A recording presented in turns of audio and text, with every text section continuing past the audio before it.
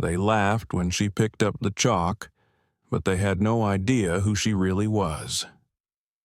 What happened next inside that classroom would leave every student, teacher, and parent speechless. Before we begin, let me ask you, what would you do if someone underestimated your worth based on your appearance? Tell us in the comments, and subscribe for more stories that reveal the truth behind the silence. It was a quiet Monday morning when Tasha, a young black girl dressed in secondhand clothes, walked into her new high school math class. She had just transferred from a public school in a rough neighborhood and was trying to blend in, avoid trouble, and stay focused. But something about her presence, the calmness in her eyes, and the quiet confidence in the way she held her backpack, irritated one person in particular, Mrs. Garrett, the teacher. Mrs. Garrett was known for her cold stares and strict rules, but especially for how she treated students who did not look prepared enough. And in her eyes, Tasha was just another charity case, another girl who would fail to keep up.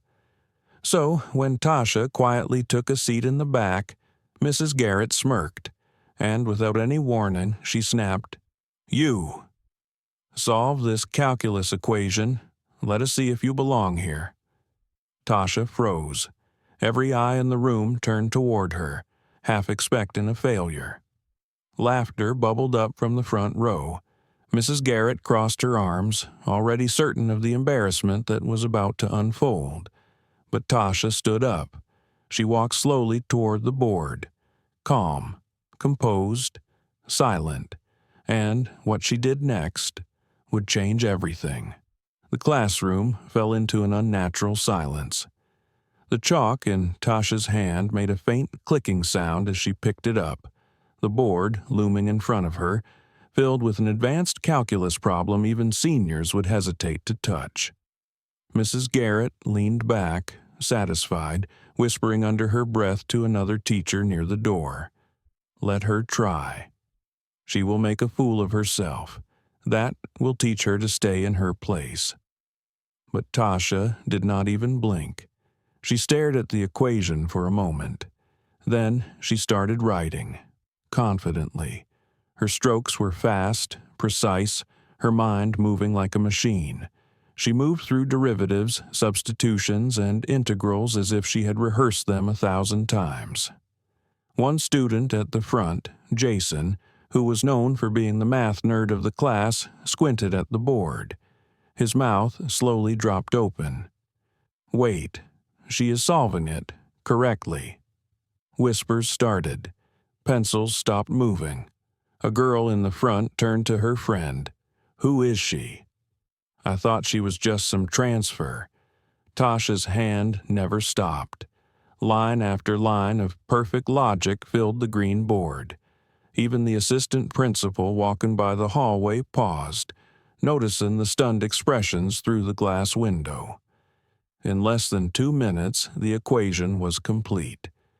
She placed the chalk down, turned around, and, with a voice steady and soft, she said, "Your equation was missing a boundary condition.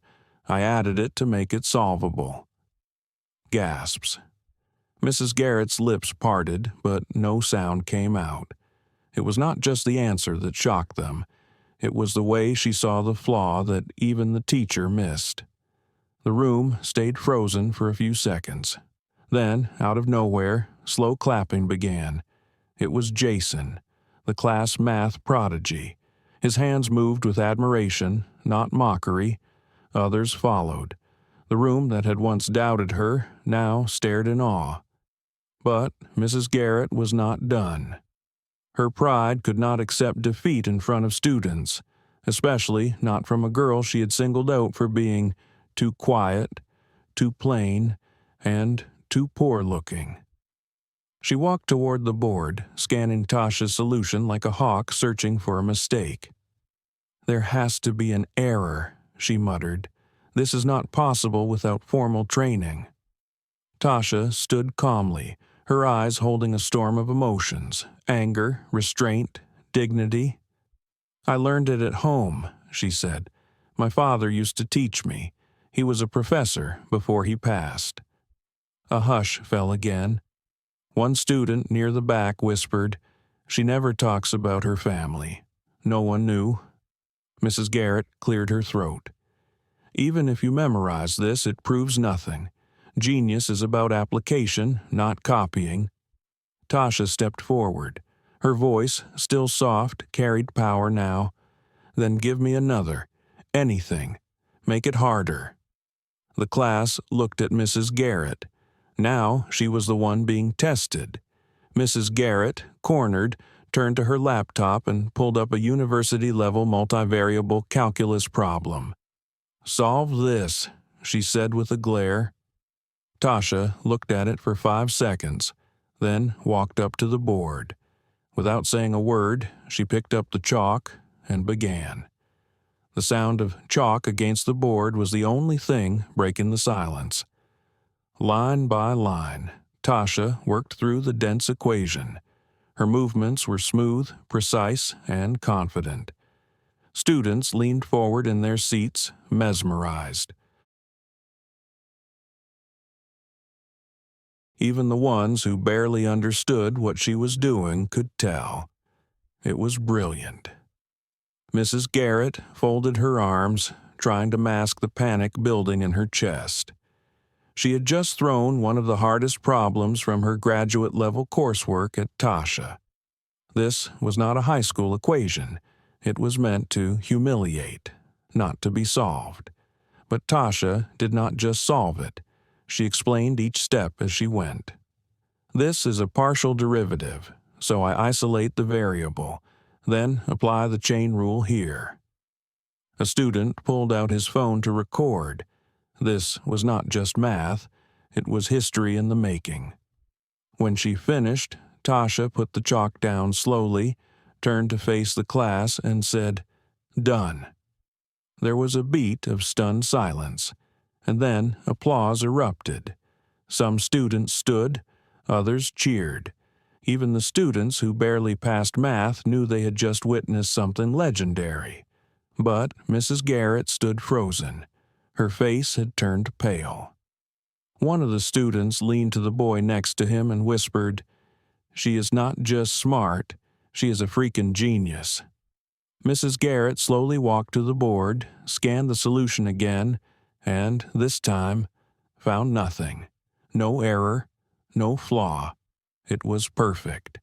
Still, her pride made her cling to denial. "Where did you learn this?" she asked coldly. Tasha looked her straight in the eye and said, "From my father, and from never giving up when people like you told me I could never be more than just a simple girl." That sentence hit the room like a thunderclap.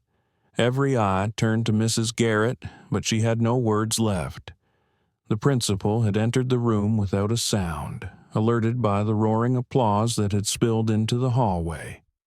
He stood at the back now, arms crossed, watching the stunned teacher and the calm girl who had just rewritten the narrative of the entire school. "Tasha," he said firmly, stepping forward, "I need to speak with you. Now." The room quieted again. Tasha blinked, unsure if she was in trouble or being called for praise. Mrs. Garrett, clearly trying to reclaim control, spoke quickly. "Yes, Principal Simmons, she disrupted class. That kind of stunt deserves consequences." But Simmons did not even look at her. He placed a hand gently on Tasha's shoulder and said, "Follow me."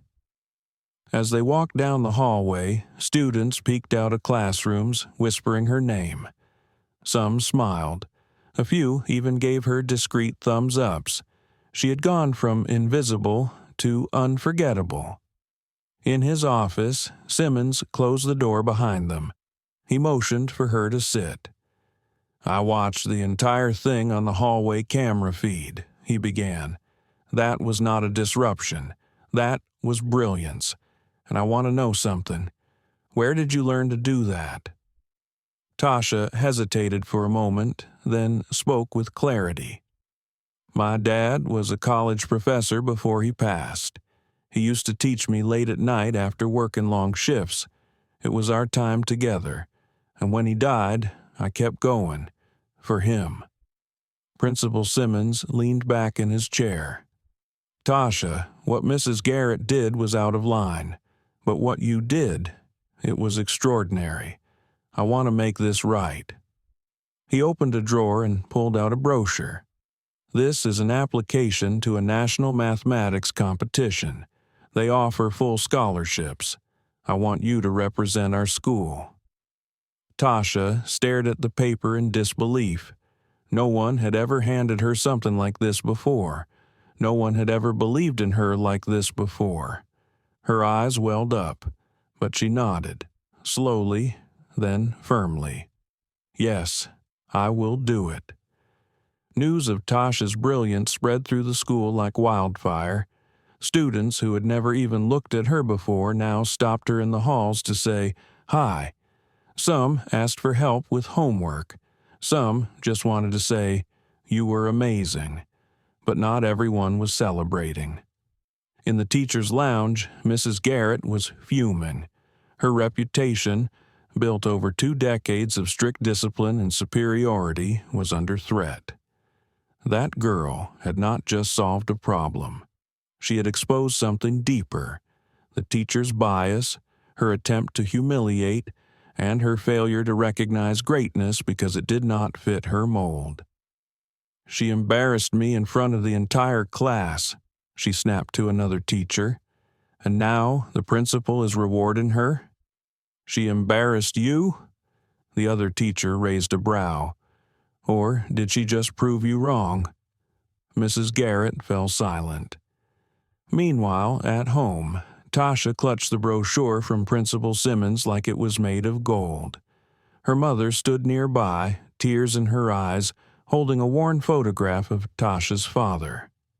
"He would be so proud of you," she whispered. Tasha looked up at her. "I felt him with me. When I was writing, it was like he was standing over my shoulder." That night, she practiced late into the evening. With every formula, every derivative, every complex integration, she felt stronger, more certain. This was not just about the competition anymore. It was about proving that brilliance comes in many forms, and sometimes it wears second-hand clothes and walks quietly through the halls. The girl they tried to mock was becoming the name they would never forget.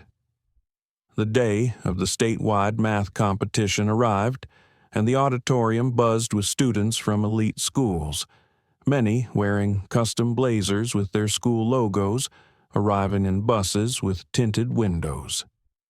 Tasha stepped out of a small car with her mother, holding a brown folder and wearing the same shoes she had worn all year. As she walked past the other contestants, whispers followed her.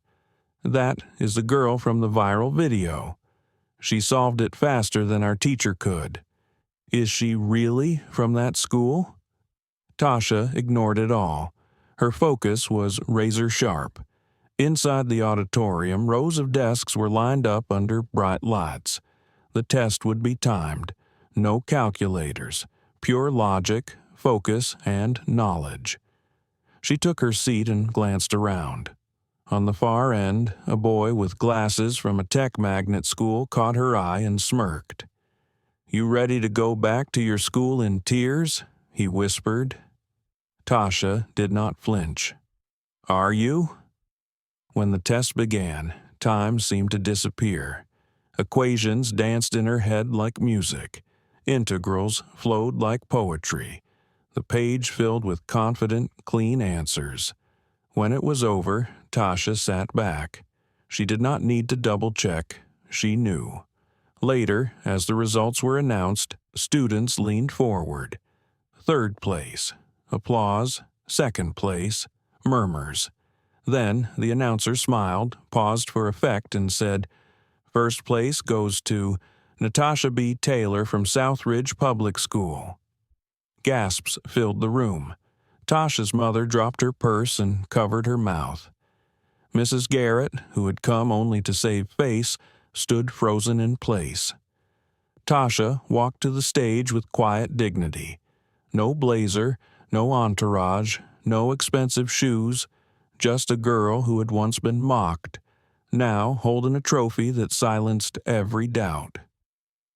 As Tasha stood at the podium holding the gold trophy, the room gave her a standing ovation, not just for winning, but for how she carried herself. Calm, humble, brilliant. In the crowd, reporters began whispering her name. Teachers from top schools approached her mother for interviews. But one person sat quietly in the very back, Mrs. Garrett. After the ceremony, Tasha walked toward her. The crowd parted as if they felt something important was about to happen. Mrs. Garrett looked up at her, eyes heavy with guilt. "I never imagined you were capable of this." Tasha replied softly, "You never tried to imagine."